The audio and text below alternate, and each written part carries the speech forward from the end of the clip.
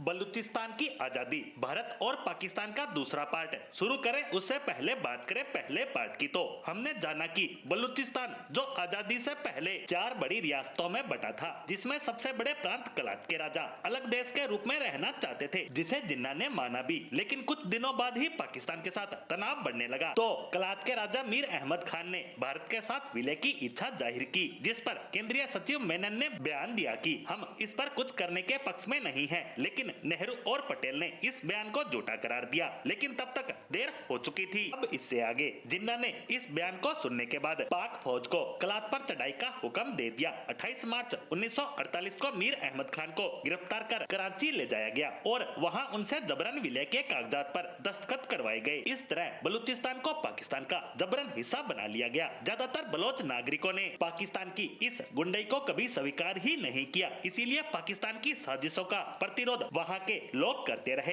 इसके बाद से 1958, 62 और 73 में पाकिस्तान की सरकार के खिलाफ बलोच नागरिकों ने विद्रोह किया, लेकिन फौज ने हर बार इसे बेरहमी से कुचल दिया। बलूचिस्तान में अगला बड़ा विद्रोह 2005 में हुआ। उस बरस नवाब अकबर खान बुगटी ने भी बंदूक उठाई। बुगटी 1950 के दशक में डिफेंस मिनिस्टर हुआ करते थे और 1989 से 90 के बीच बलूचिस्तान के मुख्यमंत्री भी रह चुके थे। 2005 में उन्होंने बलूचिस्तान के संसाधनों पर वहां के लोगों को पर्याप्त हक देने की मांग की थी और अगले बरस ही उनकी हत्या कर दी गई। शक की सुई पाकिस्तान की खुफिया एजेंसी ISI और पाकिस्तानी सेना के हुक्मरानों की तरफ गई, जो सही भी लग रहा था, लेकिन हुआ कुछ नहीं। लेकिन उसके बाद विद्रोह की आवाज तेज हो गई। बलूचिस्तान की आजादी के लिए संघर्ष करने वाले संगठनों का उदय समय के साथ होता चला गया, जो इस लड़ाई को कभी अकेले तो कभी मिलकर लड़ रहे थे। इन संघर्ष करने वाले संगठनों में से कुछ अहम की बात करें तो लश्कर बलूचिस्तान, बलोच लिबरेशन फ्रंट यानी BLF, बलोच राज्य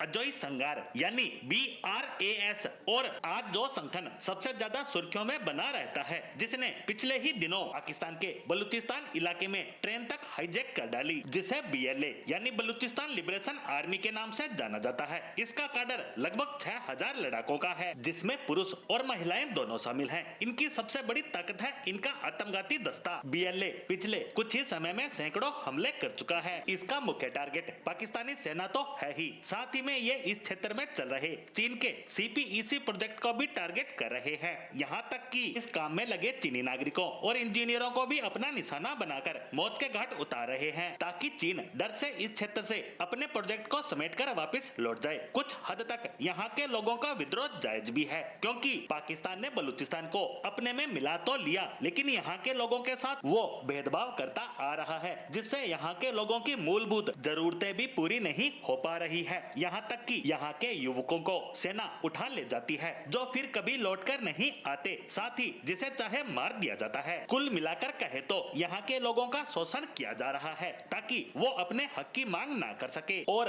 उसी का परिणाम आज पाकिस्तान भुगतता देखा जा सकता है। लेकिन बलूचिस्तान के लोग अपनी जायज मांग और हक का आज भी पूरा होने का इंतजार कर रहे हैं।